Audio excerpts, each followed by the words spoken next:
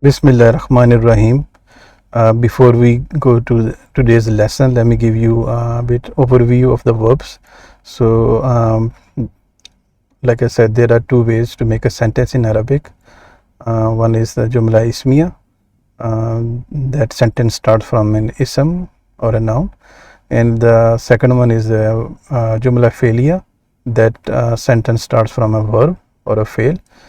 And then the basic form of a verb is the three letter, like three root letters, like you see here: khalaqa, he created; hasuna, he did good; samiya, he listened.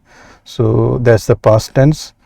And then we did the formation of the past tense, fe'lu madin, like for ja'ala, huwa ja'ala, huma ja'ala, hum ja'alu, hiya ja'alat, huma ja'alata, hunna ja'alna, anta jalta, antuma jaltuma, antum jaltum, anti jalti, antuma jaltuma, antunna jaltunna, ana jaltu, nahnu jalna.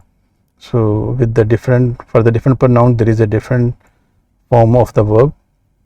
And for example, if I say jaltu, that would mean I made. Jalna, we made. So that was the past tense formation of the three letter verb in fe'lu madin. And then we did the same for the present tense, fe'lu mudare. So here I took the example of yabudu, which comes from the verb past tense is abada, yabudu. So its formation would be huwa yabudu, huma yabudani, hum yabuduna, hiya tabudu, huma tabudani, hunna yabudna, anta tabudu, antuma tabudani, antum tabuduna, anti tabudina, antuma tabudani, antunna tabudna, ana abudu, nahnu nabudu. So if I say abudu, that means I worship. If I say tabudu, you worship, same for hiya. The sentence will tell you the difference. If it's for huwa, for you, masculine, or hiya. Similarly, tabudani, all three they are same. If I say tabuduna, that means you worship, you all masculine, you worship. So this is how there are different formation for a different pronoun, the 14 pronouns that are used in Arabic. And then we did the fe'lu amrin, the command verb. Al fe'lu amru lil mukhatib. So that is like I said, when we did that, I mentioned that the command, the mukhatib, can be given to the one you are addressing, the mukhatib only. So that the command verb will come only for these 6 pronouns: anta, antuma, antum, anti, antuma, antunna, because you can't give a command to somebody who is not here. So the ghaib, the 6 huwa, huma, hum, hiya, huma, hunna, so they are out of question, out of scope of this. Or you can't give command to yourself. You can't say myself do it, or so ana is out, and similarly nahnu is out. So for the 6 pronouns, and the command can only be given in the present tense, you can't give a command in the past. So then dakhala yadkhulu, so if you take yadkhulu as an example, so the only you have to take the pronouns, the formation for anta, antuma, antum, anti, antuma, antunna, tadkhulu, tadkhulani, tadkhuluna, tadkhulina, tadkhulani, tadkhulna. So you take that whatever the verb you are using. So here I'm doing yadkhulu, so you're taking those 6 pronouns for the second person, masculine and feminine. So the step 1 is you remove the ta. So just remove the ta from here, and then because the second letter here, the first, actually the root letter for the 3 root letter verb is starting with the sukoon, so that means there is no haraka. You can't pronunciate if you add alif here, like what sound alif gonna take. So what you do, so then if the second radical has fatha or kasra, then the alif will take kasra, otherwise If it's dhamma, it will take dhamma. So here you see the second root letter has a dhamma sign on it, so the alif will take the this sound. So this gonna be like this: udkhulu, udkhulani, udkhuluna, udkhulina, udkhulani, udkhulna. Then there is one more step. The last letter is dropped where there is a noun, except for feminine plural, and the masculine singular takes a jazm. So udkhulu becomes udkhul, and then noun is removed here, noun is removed here, noun is removed here, noun is removed. This stays the same, udkhulna. So feminine plural, it doesn't change. So this becomes the command verb. So you can use any 3-letter verb and follow those principles, and you can make those the command verbs.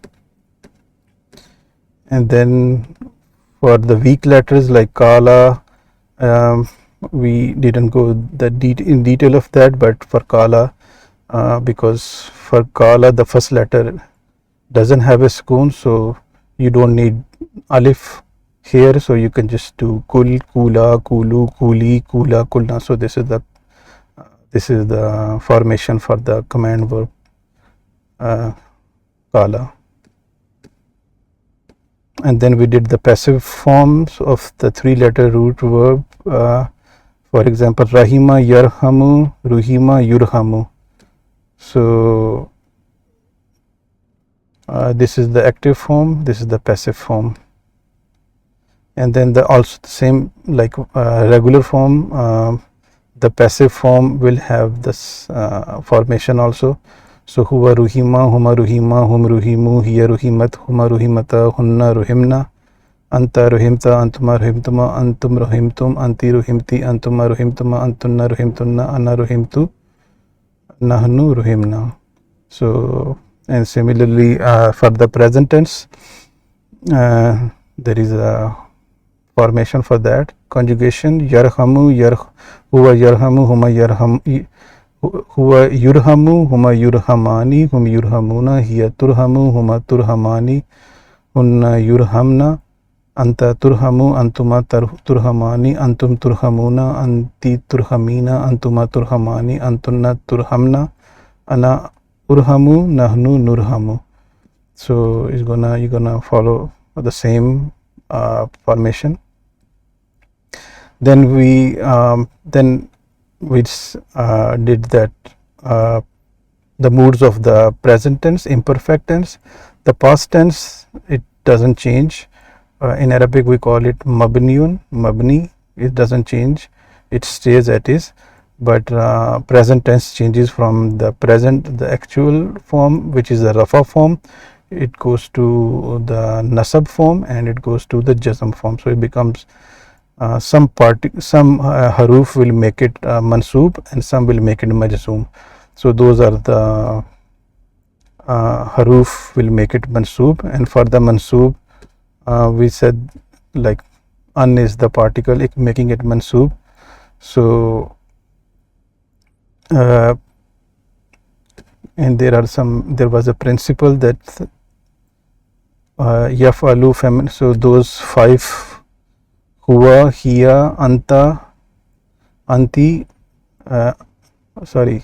huwa, hiya, anta, ana, nahnu. So those 5, if you add an to it, will actually is yakulu, yakulani, yakuluna, takulu, takulani, yakulna, takulu, takulani, takuluna, takulina, takulani, takulna, akulu, nakulu. So those 5 will take straight away. The u will change to a. It take the nasab form. Rest all of them you just remove the noon, except these two, hunna and antunna. So I hope you remember those principles. So similarly, those haruf will make it majzoom. Mansoob and majzoom, the only difference is the last letter gets the sukoon instead of fatah. So rest the principle is same, like yabudu becomes yabud, tabudu becomes tabud, tabudu becomes tabud, abudu becomes abud, nahnu becomes nabud, and then you remove the noons for all others except for the hunna and antunna. and then we did there was the form 1 of the verb, the which 3 root letters, and then I said that you can make more forms because in Arabic you need more vocabulary, more meaning, so that's why they have the different forms were created. So the form 1 we just did, and there are like about 15 forms, so we're doing 10 here. So and then we did that form 2 you can make from any verb. If you double the middle letter, it will become the form 2. For the form 1 there were the 6 possible combinations, but the form 2 to form 10 is just only one standard combination. So I will show you in a minute. So fa'ala form 2, just add the middle letter here. Fa'ala, add alif to the 3 root letters, become form 3. Af'ala, you add hamza before the 3 root letters, becomes form 4. The fa'ala, you add ta here. So in these 3 just one letter is added. Now 2 letters are added, ta and a, so it becomes tafa'ala. And here also 2 letters, ta and a, tafa'ala, and 2 letters added here, in fa'ala, before the 3 root letters. If ta'ala, alif and ta is added, ta after the first root letter, and then if Allah, alif and lam is added, the last root letter is doubled, so that these all for with the 2 letters addition, and the form 10 is 3 letters addition, istafala, 3 root letters, ista, ist is added, alif, sin and ta, and the formation was standard formation. For past tense going to be fa'ala, present is going to be yufa'ilu, imperative the amr, the command were going to be fa'il, so you don't need to do those, follow those rules for form 2 onward, because that was only for form 1. So fa'il, and the masdar, the noun that comes out of the verb is taf'ilun, mufa'ilun, mufa'alun. So the noun for the fa'il is going to be mufa'ilun, the noun for the maf'ul is going to be mufa'alun on this pattern. And then past tense, the majhul or the passive one is going to change for madi, fa'ala to fu'ila, and yufa'ilu to yufa'alu. So those were some examples, those verbs taken from Surah Yasin. We'll go in detail when we actually study them. Form 3, so fa'ala, same so you have to just follow, just remember those pattern. For Madi, Mudare, Amr, Masdar, Fa'il, Maf'ul. So I'm not going to go in detail again. So we did this in the last session. So form 5, form 6, form 7, form 8, form 9, form 10. So this we did in the last session. So today I'm going to start with the objects, the Maf'ul. We I think in some lesson I mentioned that in a verbal sentence it starts from a verb and then follows by file and then maf'ul. So like I gave you an example of Katala Daudu Jaluta. So Katala is the verb, 3-letter past tense. Daudu is the noun and is a file because of the because of the rafa form, and Jaluta because of the nasab. So that means it's maf'ul. So the maf'ul takes the nasab form. So this is how you would know if it's a file or if it's a maf'ul. So there are few different types of maf'ul, but I'm taking the most important one here. Direct object, which is maf'ul bihi, is called maf'ul bihi. This is used as a direct object of a verb. Like for example, udkhul. Udkhul is actually a command verb, fi'lu amrin. From the dakhala yadkhulu, I think we just did that example. So udkhulil jannata, the man who was killed by those group of people, that the incident comes in Surah Yasin. So he was told udkhulil jannata, enter the paradise. So jannata here is the maf'ul, entering where? So because because he was entering, so he's in so the maf'ul is going to be with the nasab form. So Jannat is actually maf'ul here. Second one is called absolute object, maf'ul mutlaq. This is the verbal noun from the same root, normally is from the same root verb, but it can be from the other root verb. Here example is Tanzeel al-Aziz ar-Rahim. So this is the verse taken from Surah Yasin. In Arabic style there are sometimes the verbs are omitted. So here if we go in detail, but here is actually Nazzala Tanzeel al-Aziz ar-Rahim. We send down the revelation from the Almighty, the most merciful.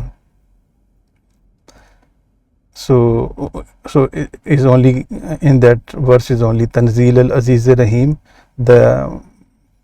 Is not a complete sentence because of the omitted things, but is understood. So the revelation from the Almighty and the most merciful. So Tanzeela is means is a maf'ul.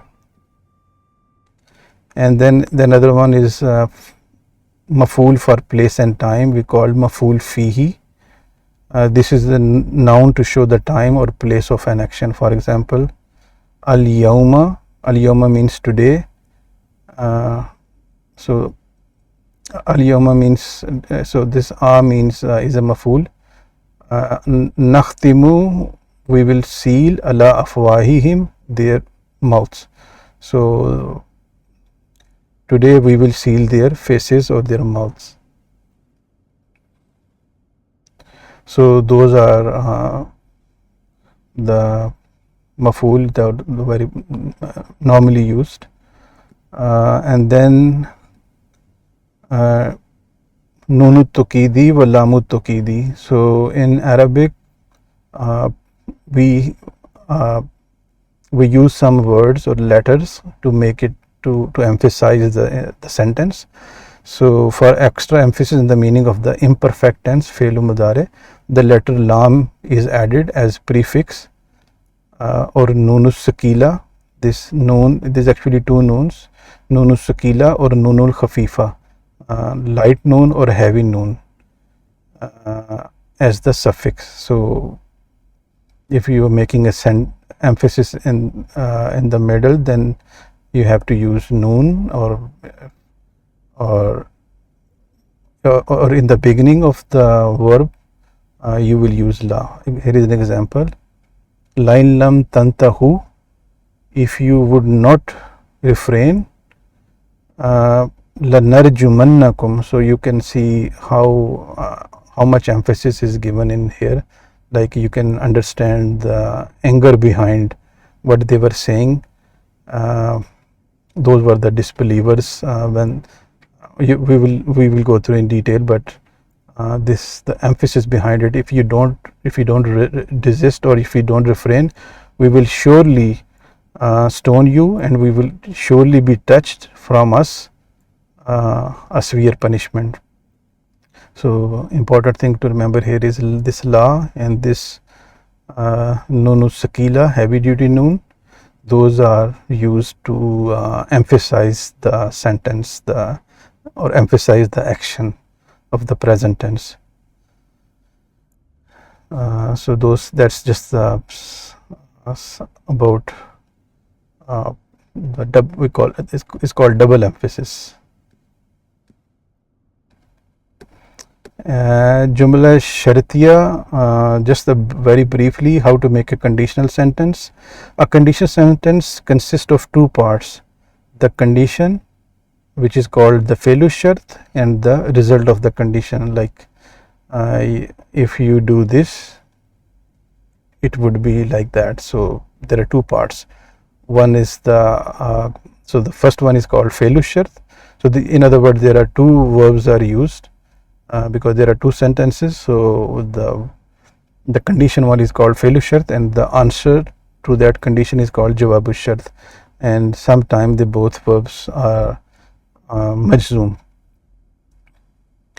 like here is an example, wa in nasha, so the verb is sha'a yasha'u, but is majzoom form, so yasha'u and nasha'u is for nahnu, but it becoming majzoom here because this is like I said before, the present tense changes from regular form which is rafa form to mansoob or to majzoom. So this is in is making it majzoom here. So this is the fail shart. Sha yashau, to will. If we willed, nugrikhum. So gharaka yugriku. So yugriku, huwa yugriku, nahnu nugriku. So nugriku, to make it majzoom, you have to make it nugrik. So this verb is actually jawabu shart. So this is the answer to this condition. If we would have willed, we would have drowned you. This comes here in this verse 43. We will go in detail when we are gonna study this verse. So but this is just example that in is called harfu shart, but is making those two verbs majzoom. So this is how the conditional sentence is formed. It's not always majzoom, but is some words, some letters, they make it majzoom. When in is preceded by lam, it means certainly. So lam, like I said, if you add lam here, is just for emphasis. Like we studied this in the previous topic. La in lam tantahu lanarjumannakum wa la yamassannakum minna azaban alim. So la in, surely if, in means if, la in surely if. So if you don't refrain, we will surely stone you and you will be surely hit by us or touched by us a severe punishment. So a conditional sentence could be starting from any of those particles. In, if, iza, when, law means had or if, man, who, whoever, mahma, whatever, ayu, which, lamma, when, ma, what, aina, where. So there could be any harf a conditional sentence could be starting from. Okay, so then the next topic, very briefly, absolute negation, la nafiya lil jins. So la is used, la is a particle, like is not a ism, is not a verb, it's just a particle, so that is used for negation. But there are to make it absolute negation, like we say la ilaha. So ilaha is actually with the nasab form. That means there is absolutely no God, nobody worthy of worshipping. La ilaha illallah, except Allah. So la, the ilaha with the nasab form after la is actually negating everybody as a God, but then after the next part will keep Allah as the only God and rest there is no God. So is negating the whole genus of whoever can be worthy of worship. So that is why it's called absolute negation, complete negation. There is this verse is part of the verse is taken from Surah Yasin. La sarikha. So you see la sarikha. The mansoob means this is absolute negation. There will, sarikha means responded to a cry, there will be absolutely no responder. Then there will be absolutely fa means then there will be absolutely no responder for them. Note that this la precedes a common noun and changes it to the accusative mansoob, like this one happening, and this cannot be, you can't do it so it will never have a tanween, so it won't be well, it's going to be mansoob, so it cannot be is going to be like this, like I said, la ilaha, only one fatha. Okay, so that was about absolute negation, and then this about the exception. So exception, the particle used for exception is illa. Just for example, we just did that, la ilaha illallah. Illa, I mean, is for exception. There is absolutely nobody worthy of worship. There is absolutely no God except Allah. So illa is for exception, and the thing accepted is called mustashna.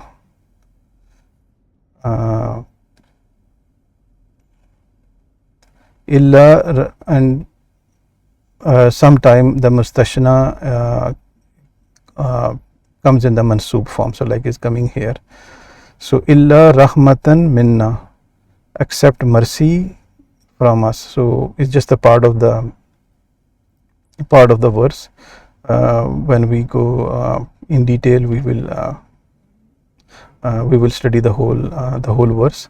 So just remember that illa means exception, is for exception, and rahma is actually the mustashna. So this is the particle used for exception, and this is actually the exception. So that is mustashna, and illa is istisna.